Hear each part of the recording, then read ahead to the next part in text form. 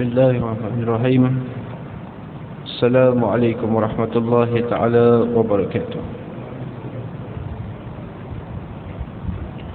Alhamdulillahirabbil alamin wa afdhalus salati wa atamut taslim ala sayyidina Muhammadin wa ala alihi wa sahbihi ajma'in. Subhanaka la ilma lana illa ma 'allamtana innaka antal alimul hakim. ولا حول ولا قوة إلا بالله العلي العظيم. رب اشرح لي صدري ويسر لي أمري واحلل عقدة من لساني يفقه قولي أما بعد. Muslimin dan muslimat dirahmati Allah Subhanahu wa taala. Kita masih dalam bab al-libas, iaitu tentang etika pemakaian di dalam Islam. Pada yang lepas saya ada sentuh tentang beberapa jenis penggunaan yang tidak dibenarkan. Antaranya adalah emas dan perak dalam apa jua bentuk penggunaan selain daripada perhiasan bagi wanita. Dan juga sutera, yakni khusus bagi laki-laki.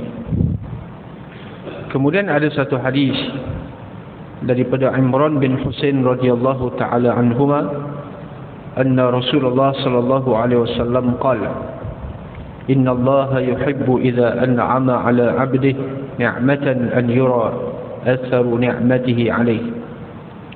Hadis yang telah dikeluarkan ataupun diriwayatkan oleh Imam Ahmad dan juga Al-Baihaqi, bahwasanya Nabi sallallahu alaihi wasallam bersabda, Allah menyukai apabila Allah telah memberi nikmat kepada seseorang itu, an yura atharu ni'matihi alaih, diperlihatkan ataupun ditunjukkan nikmat yang diberikan itu kepadanya, ke atasnya ditunjukkan di atas jalan mensyukuri nikmat.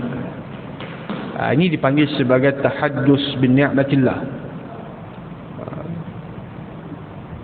memuji Allah Subhanahu wa taala terhadap nikmat yang telah dikurniakan dan juga yang telah diberikan oleh Allah Subhanahu wa taala.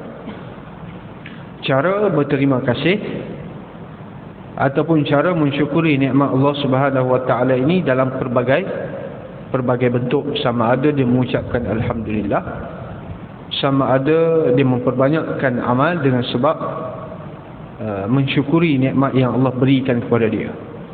Di dalam ayat terakhir dalam surah Ad-Duha, Allah Subhanahu wa taala berfirman, wa amma bi ni'mati rabbika fahaddits. Fahaddits ini maksudnya tahaddus, menceritakan, mempamerkan, menzahirkan nikmat yang telah dikurniakan oleh Allah Subhanahu wa taala. Dan juga satu hadis yang telah diriwayatkan daripada Ali bin Abi Thalib radhiyallahu ta'ala anhu, anna Rasulullah sallallahu alaihi wasallam naha an lubsil qasi wal mu'asfar. Nabi sallallahu alaihi wasallam melarang daripada memakai. Sebenarnya hadis ini adalah larangan daripada menyerupai wanita bagi laki-laki lah, menyerupai wanita dari aspek pemakaian. Pakai pakaian yang dipakai oleh orang perempuan. Orang lelaki pakai pakaian menjadi pakaian orang perempuan, dia pakai. Pakaian orang perempuan, lelaki pakai. Jadi ini adalah larangan. Kalau kita lihat dari sudut hadis lain, perempuan menjadi lelaki, nak jadi lelaki, lelaki nak jadi perempuan. Dia panggil tahannus, iaitu perempuan yang menyerupai lelaki dari sudut image, pemakaian, penampilan dan sebagainya. Lelaki menyerupai perempuan pun salah. Lelaki menyerupai perempuan dari pemakaian, dari sudut pandang dan sebagainya pun salah. Kerana ini adalah satu perkara yang dilarang keras oleh Nabi SAW, baginda menggunakan perkataan la'anallah. La'anallah ini bermaksud Allah Subhanahu wa taala melaknat lelaki yang menyerupai wanita, wanita yang menyerupai lelaki. Tashabbuh. Dan dalam topik ataupun dalam bab tashabbuh ini, hadis ini baginda menggunakan perkataan mu'asfar. Mu'asfar ini adalah pakaian yang dicelup dengan warna kuning. Jadi di sini menjadi perbincangan di kalangan ulama tentang apakah hukum seorang lelaki memakai pakaian yang berwarna kuning, mu'asfar, secara khusus, tanpa ada sebarang percampuran dengan warna lain. Maksudnya kuning betul, tanpa ada corak lain, tanpa ada, memang kuning kosong. Maka ada di kalangan ulama, antaranya sebahagian di kalangan ulama mazhab Syafi'i mengatakan tak boleh. Tetapi Imam Syafi'i rahimahullah sendiri mengatakan tak mengapa, tidak makruh, harus. Baik, kenapa warna ini menjadi satu isu? Sedangkan kita tengok warna tak ada apa masalah pun. Saya nak pakai baju warna apa, terpulang lah pada saya, tak ada bentuk tasyabuh langsung, tak ada bentuk menyerupai wanita langsung. Tetapi pada zaman dahulu, warna kuning hanya dipakai oleh kaum wanita. Kalau tengok dari sudut warna, Nabi ada kalau Nabi memakai warna yang terang seperti merah. Sehingga sahabat mengatakan apabila Rasulullah memakai pakaian yang berwarna merah, saya tengok Nabi pakai dan saya tengok bulan, ternyata Nabi lagi cantik, lagi indah daripada bulan purnama. Jadi kuning ni, kenapa jadi kuning ni satu isu. Sehingga ada yang mengatakan haram, ada yang mengatakan makruh, ada yang mengatakan harus. Tetapi pandangan Imam Syafi'i sendiri adalah tidak haram. Kerana melihat dari sudut illah, reason dia kenapa. Sewaktu dia, kita nak menetapkan hukum, para ulama menetapkan hukum adalah bukan dilihat dari sudut zahirnya sahaja, tetapi mereka mencari alasan kenapa tak boleh. Kerana waktu dulu pakaian ini menjadi pakaian khusus untuk orang perempuan.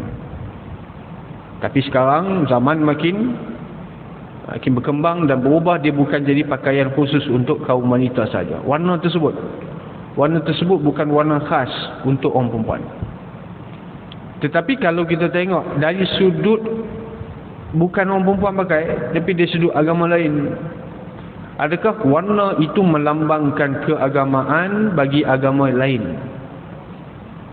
Macam Sami dia pakai warna kuning, oranye tu. Kita pun nak kain macam tu juga. Itu tak boleh. Nak kain macam tu juga, color macam tu juga, nak tiru macam tu. Itu tak boleh.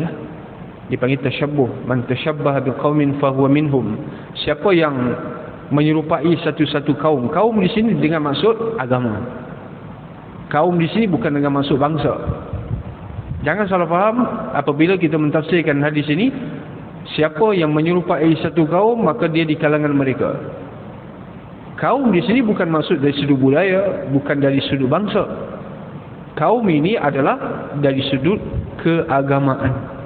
Pakaian itu adalah pakaian rasmi melambangkan agama, satu-satu agama, ataupun dipakai pada upacara agama tertentu, maka itu baru dilarang kita pakai.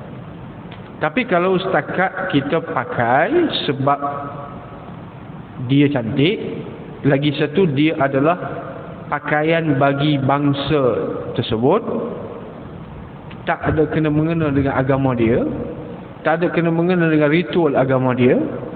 Ini pakaian orang Cina, ini pakaian orang India, pakai sari tak ada kena-mengena dengan agama dia.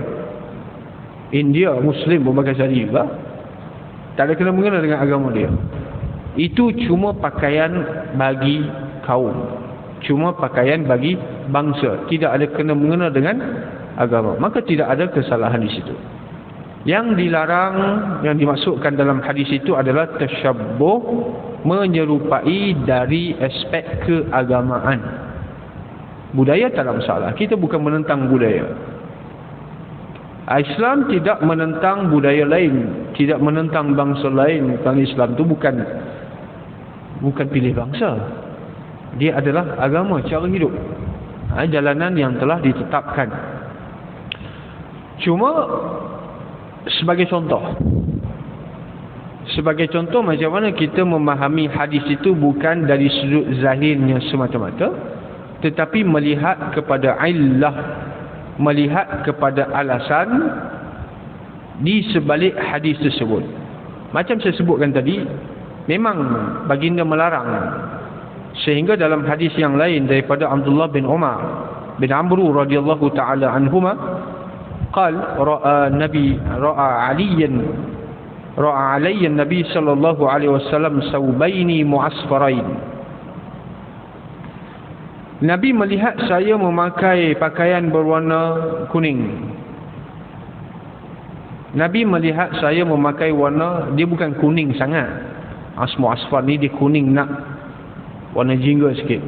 Itu dipanggil mu'asfar. Nabi melihat saya pakai pakaian berwarna kuning, jingga. Lalu baginda mengatakan, ummuka amaratka bihadza, adakah ibu kamu yang suruh kamu pakai ini? Jadi di sini menunjukkan pakaian itu adalah khas kepada orang perempuan pada waktu itu. Macam mana kita memahami contoh? Contoh, Nabi SAW memerintahkan dengan maksud sunat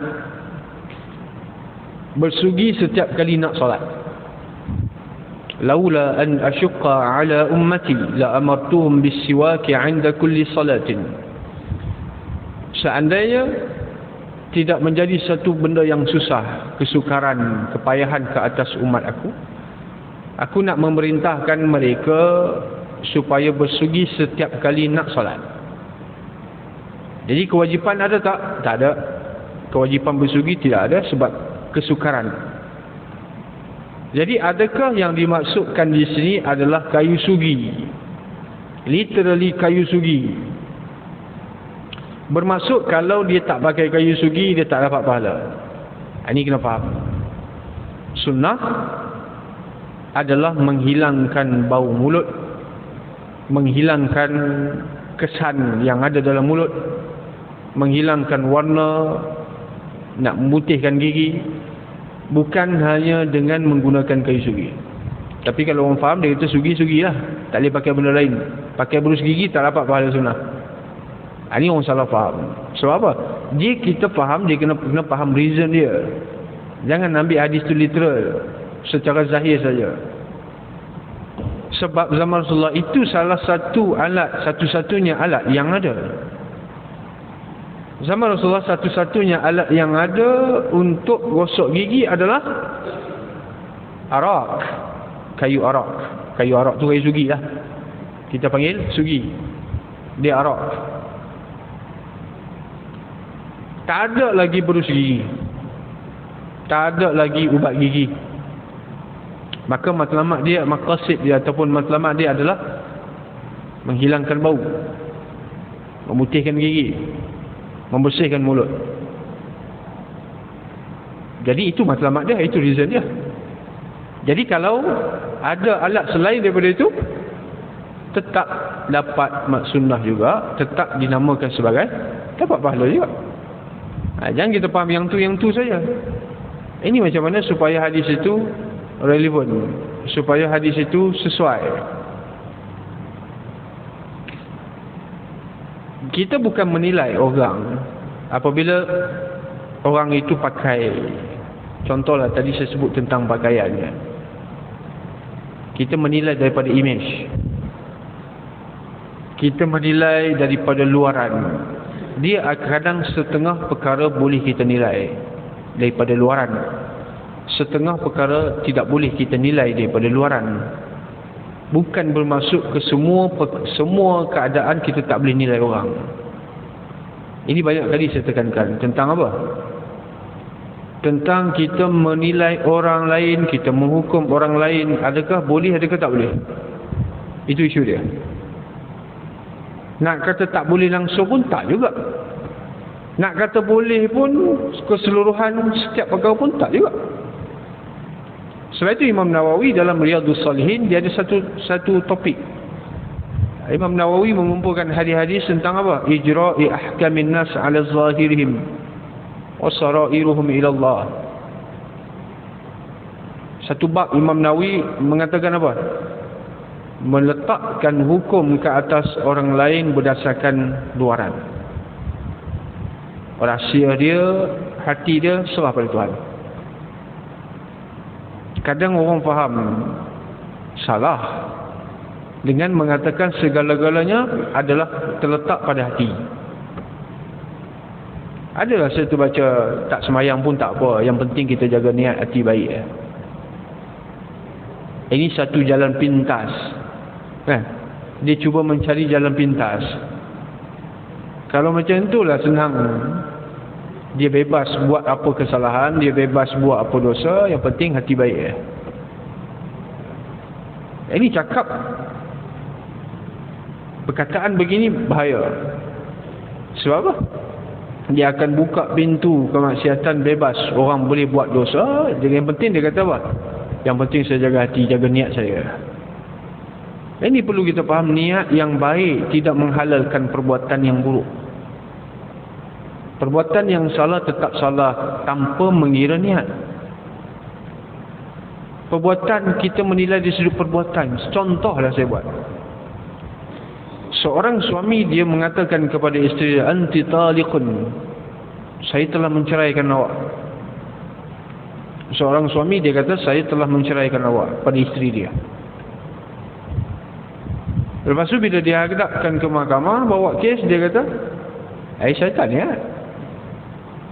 Saya tak niat. Bila hakim tanya, awak menceraikan isteri awak dengan lafaz talak, saya tak niat. Hakim kata apa? Saya bukan nak tahu niat awak. Itu antara awak dengan Tuhan. Itu antara awak dengan Allah Subhanahu Wa Taala, niat ke tak niat. Tapi perkataan itu dihukum sebagai jatuh talak. Bermaksud apa? Kita hukum zahir. Niat dia nak cerai ke tak nak cerai ke, itu dia dengan Tuhan. Kerana lafaz itu adalah bukti. Kalau macam tu bebas orang buat semua kesalahan apa dia nak buat, yang penting dia kata dia tak niat. Dia bunuh orang. Lepas tu bila sabit kesalahan dia kata, saya tak ada niat orang lah. Oh bebas. Jenayah berlaku di mana-mana. Jenayah berlaku di mana-mana sebab apa? Sebab dia kata tak ada niat. Tak betul tak tahulah. Sebab itu kita tidak menilai berdasarkan dalaman orang, tetapi luarannya menjadi bukti. Sebagai contoh,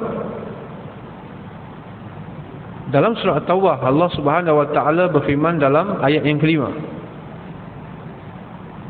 فَإِنْ تَابُوا وَأَقَامُوا الصَّلَاةَ وَآتُوا الزَّكَاةَ فَخَلُّوا سَبِيلَهُمْ. Kalau orang musyrikin itu bertaubat serta mendirikan salat dan mengeluarkan zakat, kamu jangan usik dia.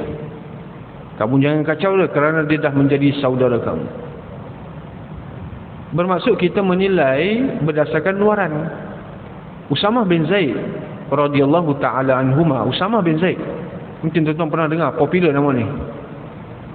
Tak pernah dengar tak tahulah. Usamah bin Zaid, seorang pemuda remaja. Banyak kelebihan yang ada pada Usamah bin Zaid ini, sehingga Nabi pernah melantik dia menjadi pemimpin, ketua perang saat usianya belasan tahun. Kerana bakat yang ada pada dia, bukan kira umur. Kalau kira umur, yang tua yang tak tahu apa pun ada. Usamah bin Zaid ni, dia kata, saya pergi, ba'asana Rasulullah sallallahu alaihi wasallam ila al-Juhainah. Nabi menghantar kami ke satu tempat yang dihuni oleh kaum Juhainah. Kemudian fasabbahna ala miyahihim. Lalu pada waktu pagi kami keluar pergi tempat air, nak ambil air. Tiba-tiba ada seorang lelaki musuh. Seorang lelaki musuh. Saya bersama kawan saya, kata Usama, di kalangan Ansari, orang Madinah. Bila jumpa musuh seorang lelaki ni, kawan saya nak bunuh dia. Bila nak bunuh, dia ucap apa? La ilaha illallah. Lelaki tadi ni dia kata apa? La ilaha illallah. Maka kawan saya orang Madinah ni tak jadi bunuh. Kata Usama, wa ta'antuhu bi ramhi hatta qataltuhu. Saya tak biar, saya tikam dia sampai mati dengan tombak saya. Usama kata, saya tikam dia sampai mati dengan tombak. Walaupun dia ucap kalimah syahadah, saya tikam juga. Lepas tu keesokan hari, isu ni, berita ni tersebar sampai kepada pengetahuan Nabi. Habislah. Bila sampai dekat pengetahuan Nabi, Nabi panggil Usama. Nabi tanya kepada Usama, aqataltahu ba'dama qala la ilaha illallah. Wahai Usama, kamu bunuh dia setelah dia ucap la ilaha illallah. Lalu Usama jawab apa?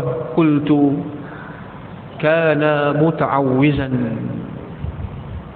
Saya bunuh dia, dia ucap, walaupun dia ucap la ilaha illallah, sebab apa? Sebab dia takut mati.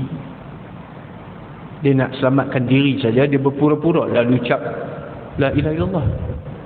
Dia ucap syahadah tu dengan berpura-pura sebab takut mati. Lalu Nabi kata lagi, aqataltahu ba'da ma qala la ilaha illallah. Usama dah takutlah. Sebab Nabi tanya 3-4 kali benda yang sama. Kamu bunuh dia ke setelah dia ucap la ilaha illallah? Jawab, kamu bunuh dia ke setelah dia ucap la ilaha illallah? 3 kali. Sehingga Usama kata apa? Habis aku. Tamannaitu, aku berharap. Ini hari pertama aku masuk Islam. Kata Usama, alangkah baiknya kalau ini adalah hari pertama saya peluk Islam. Maksudnya apa? Kalau saya buat salah pun tak mengapa, sebab saya baru masuk Islam. Jadi Usama berharap dia masuk Islam pada hari itu. Padahal dia dah Islam lama lah. Kenapa dia berharap begitu? Sebab kesalahannya akan diampunkan. Kesalahannya tidak akan diambil sebagai satu kesalahan besar. Sebab dia baru masuk Islam. Usama kata, alangkah baik kalau hari ini hari pertama saya masuk Islam. Sebab apa? Saya tengok Nabi marah semacam ya. Nabi marah sungguh. Sebab apa? Sebab Usama bin Zaid telah membunuh dia setelah diucap la ilaha illallah. Dalam riwayat yang lain mengatakan bahawa Usama kata dia takut mati. Dia takut dengan senjata saya wahai Rasulullah, sebab tu dia ucapkan la ilaha illallah. Kemudian baginda mengatakan afala syaqaqta qalbah. Kamu belah dada dia ke? Tengok hati dia macam mana? Dia takut mati ke? Dia ikhlas ke? Dia apakah? Kamu tahu ke? Nabi tanya, kamu tahu ke hati dia macam mana? Dia takut pedang kamu ke? Dia takut ataupun dia ikhlas ke tidak? Daripada hadis ini, cerita ini menunjukkan urusan dalaman. Ikhlas ataupun tidak, khusyuk ataupun tidak, apa saja yang berkaitan hati, itu bukan urusan kita nak menilai. Bukan urusan kita untuk menghukum, untuk menilai. Itu kita tak tahu. Kalau dia bagi tahu pun belum tentu betul. Tapi kita menilai adalah berdasarkan luaran dia. Dalam hadis Bukhari disebutkan, Nabi kata apa? Umirtu an uqatila an-nas hatta yashhadu an la ilaha illallah. Fa idza qalu dhalika 'asamu minni dima'uhum wa amwaluhum. Aku diperintahkan supaya memerangi orang-orang musyrikin sehingga mereka mengucapkan la ilaha illallah. Bila mereka mengucapkan la ilaha illallah, cukuplah. Itu sebagai bukti mereka adalah Islam. Maka terpelihara darah mereka, maruah mereka, semua harta mereka kena jaga. Jangan ambil, jangan membunuh, Jangan merampas kerana mereka sudah menjadi Muslim berdasarkan kalimah La ilaha illallah. Tak perlu nak cek betul ke dia ucap ni ikhlas ke tidak, ke ada mazhab lain, ke ada tujuan lain. Tak perlu. Itu bukan urusan kita. Itu adalah urusan dia dengan Tuhan. Sebab itu orang munafikin apabila mereka solat belakang Nabi, mereka pergi berperang bersama dengan Nabi, mereka duduk dengan Nabi SAW, pada peringkat awalnya Nabi tak tahu pun hati dia, maka dilayan baik kan, hubungan baik, jaga baik, pergaulan macam biasa, sebab zahirnya Muslim. Sehingga Allah Subhanahu Wa Taala menzahirkan apa yang ada dalam hati orang munafik ini kepada Nabi. Fi qulubihim maradun fazadahumullahu marada. Dalam hati mereka menyimpan sesuatu benda, sesuatu perkara yang kamu tak tahu. Iaitu menyimpan rasa dendam, menyimpan tidak beriman kepada Allah. Maksudnya mereka menyimpan kekufuran dalam diri, sandiwara saja dalam pada zahirnya. Wa ma hum bimu'minin. Allah kata mereka bukan beriman pada hakikat. Nabi tahu lah. Pada awalnya Nabi tak tahu. Sehingga Allah Subhanahu Wa Taala menceritakan. Maka sebab itu baginda, walaupun baginda tahu siapa munafik, siapa orang yang sebenarnya beriman, siapa yang hanya bersandiwara, tetap baginda tidak pernah langsung membunuh mereka. Nabi tidak pernah langsung menganiayai mereka, tidak pernah memulaukan mereka dan sebagainya. Kerana ini adalah dilihat dari sudut baginda adalah seorang yang bijaksana, tidak mahu menimbulkan sebarang isu yang boleh menjadi modal kepada orang Yahudi untuk menghentam Islam, supaya tidak jadi bola tanggung orang lain boleh memfitnah Nabi. Kalau Nabi melaksanakan tindakan bunuh terhadap orang-orang munafik, sebab itu Nabi tak ambil sebarang tindakan. Cuma baginda menceritakan sifat-sifat mereka. Asqalus salati 'alal munafiqina salatu subhi wal 'isha. Salat yang paling berat dilaksanakan secara berjemaah oleh orang-orang munafik adalah subuh dan isyak. Ulama bincang, kenapa subuh, kenapa isyak? Sebab dalam hadis Nabi tak sebut pun kenapa subuh, kenapa isyak. Kenapa subuh dan isyak menjadi berat kepada orang munafik? Nabi tak pernah bincang, Nabi tak sebut dalam hadis.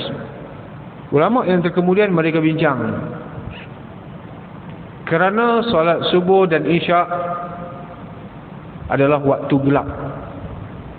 Zaman Nabi SAW tak ada lampu,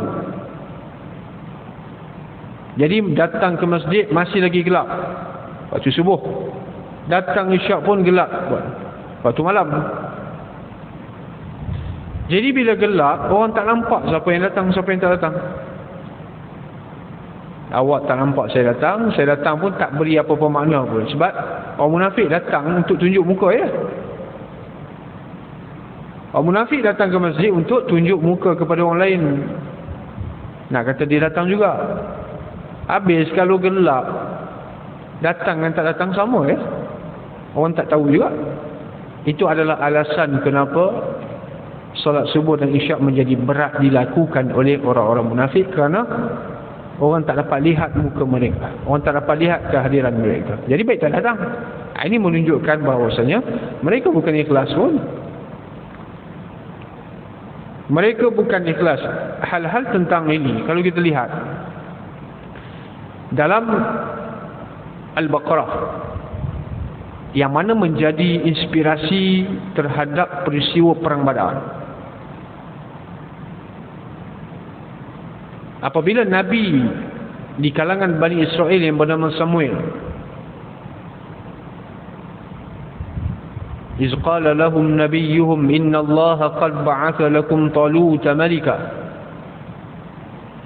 Ketika Nabi mereka iaitu Samuel, dia kata kepada Bani Israel, Allah Subhanahu Wa Taala telah memilih Talut sebagai raja kamu. Talut ini bukan nama sebenar. Ini adalah nama gelaran saja. Kerana Talut ini daripada Tul. Dalam bahasa Arab, Talut daripada Atul. Atul bermaksud tinggi.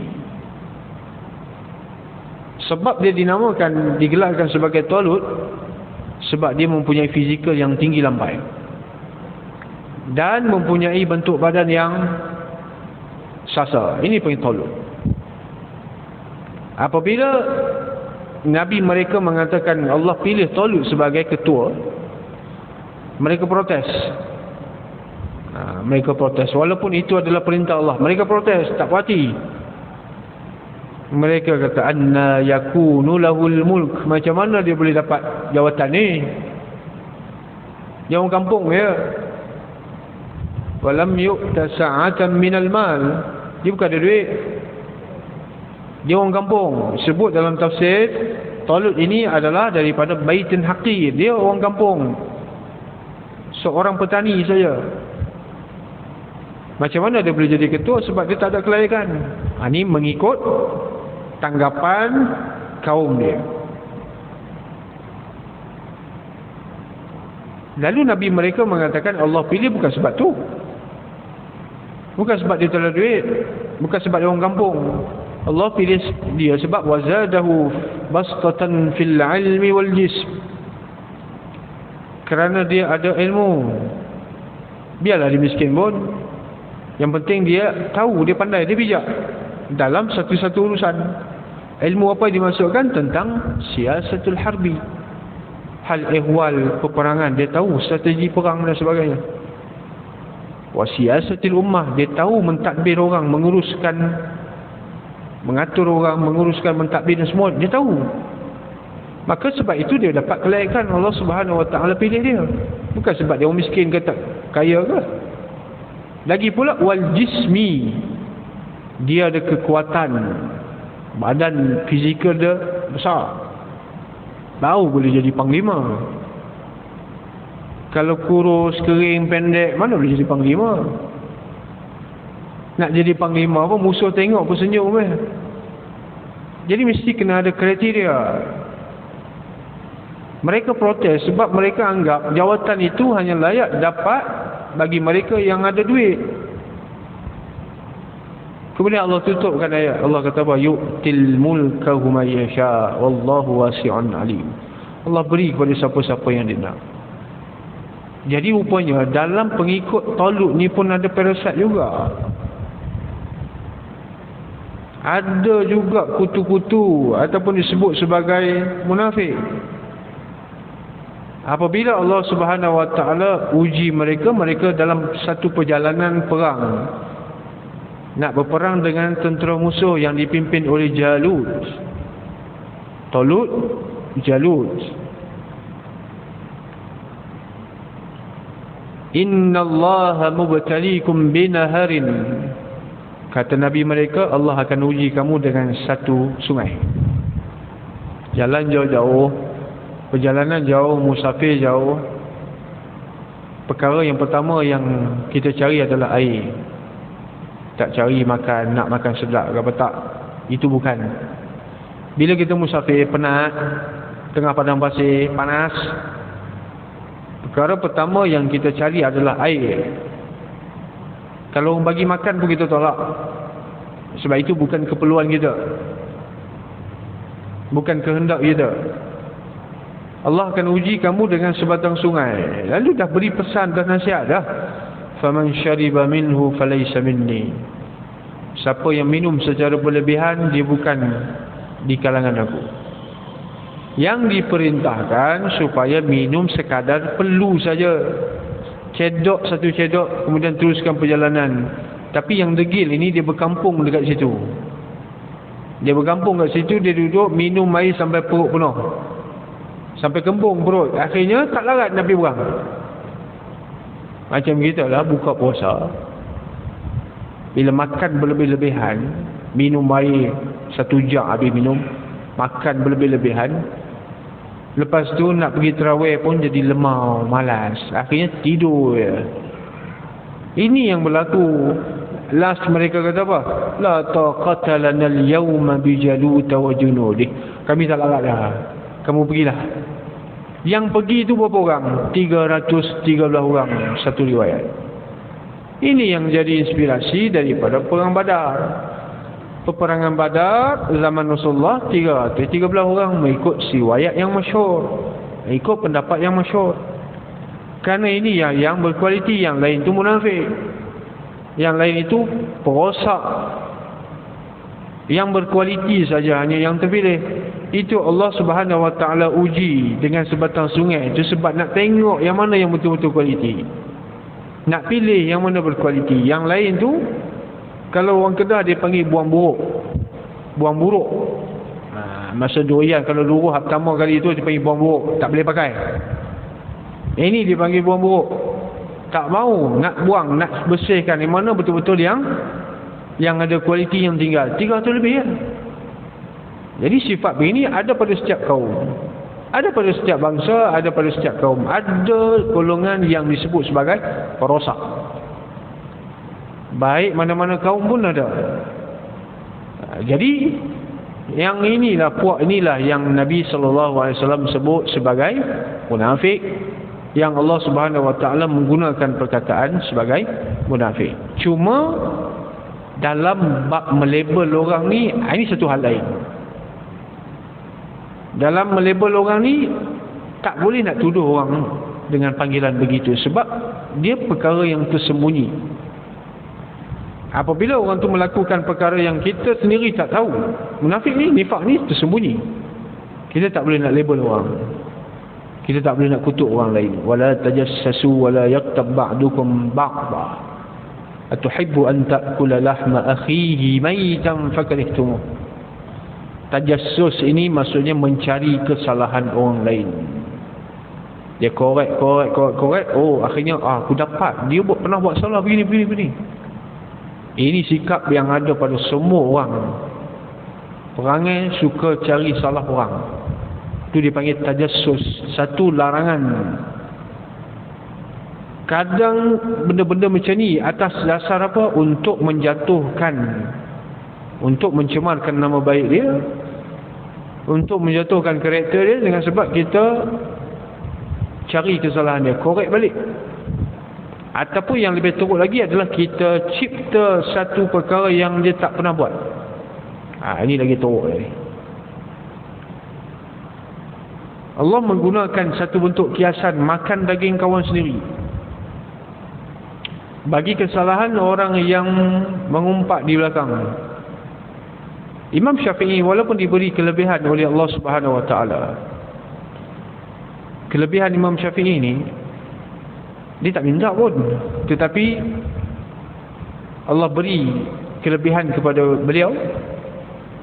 Apabila seorang yang berwuduk, beliau boleh melihat air yang menitis daripada anggota wuduk itu cukup hitam, menandakan banyak dosa dia buat. Jadi apa Imam Syafi'i buat? Dia tak nak Allah tunjukkan benda itu kepada dia, sebab dia takut dia akan sangka buruk dengan orang. Dia takut dia akan nak tahu apa dosa dia buat sampai hitam macam ni. Sampai air macam ni hitam, apa agaknya dia buat? Aku nak carilah, nak tahu apa benda dia buat. Takut akan timbul dalam diri perasaan ingin tahu dan ingin mencari kesalahan orang. Akhirnya Imam Syafi'i berdoa agar Allah Subhanahu Wa Taala tutup benda tu dan tak nampak, supaya tak boleh sangka buruk dengan orang lain. Kita kalau boleh, kita nak tahu. Untunglah, alhamdulillah. Boleh tahu apa agaknya dia buat. Aku nak tahu. Kita nak korek juga, nak gali juga kesalahan. Ini beza jauh lah antara sikap orang dulu dengan sekarang. Dah masuk isyak apa? InsyaAllah pada kita akan sambung di lain masa, dan kita akan mula topik baru, iaitu hadis yang berkenaan dengan zakat. Minggu depan kita akan sambung hadis-hadis tentang zakat dengan pelbagai jenis zakat. zakat emas, zakat ternakan, zakat dan sebagainya. Wallahu subhanahu wa ta'ala a'lam. Bismillahirrahmanirrahim. Allahumma atina rahmatan min 'indika wa 'allimna min ladunka 'ilma. Rabbana atina fid dunya hasanah wa fil akhirati hasanah wa qina adzabannar. Sallallahu alaihi wa sallam walhamdulillahi rabbil alamin.